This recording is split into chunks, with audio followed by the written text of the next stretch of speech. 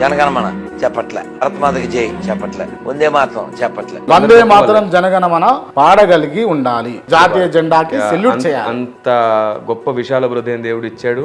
జాతీయ జెండాకి కాదు, ఈ దేశ స్వతంత్రం కోసం పోరాడిన ప్రతి ఒక్కరికి సెల్యూట్ చేయగలను నేను. భారత్ మాతాకి జై అని అనగలుగుతారా? ఖచ్చితంగా అనండి మీరు ఫస్ట్. భారత్ మాతాకి జై, భారత్ మహాన్ నేను అంటాను. మీరు జనగణమన పాడగలుగుతారా? నేను అదే చెప్తున్నాను క్రాంతి గారు. భారత మాత అనే ప్రస్తావనకు వస్తే స్వతంత్ర పోరాట సమయంలో ఈ భారత మాత అనే ప్రస్తావన వచ్చింది, అంతకు ముందు లేదు. దేశం శ్రమ పడుతుంది, నా తల్లి బాధపడుతుంది, నా చెల్లి బాధపడుతుంది అనే ప్రస్తావన తీసుకొచ్చేసి ఈ భారత మాత అనే ప్రస్తావన తీసుకొచ్చారు. భారత మాత అంటే ఒక దేవత కాదు, భారత మాత అంటే మన చెల్లి, మన అక్క, మన అమ్మ, మనమే, మన కుటుంబాన్నే భారత మాత అన్నారు. శ్రమించి ప్రయాసపడి కన్నీళ్లతో రక్తాన్ని ఓర్చిన వాళ్ళందరినీ భారత మాతగానే పోల్చారు. మరి నా చెల్లికి, నా తల్లికి, నా అక్కకి, నా కుటుంబానికి, మన కుటుంబానికి జై కొట్టాల్సి వస్తే ఎందుకు ఆలోచన?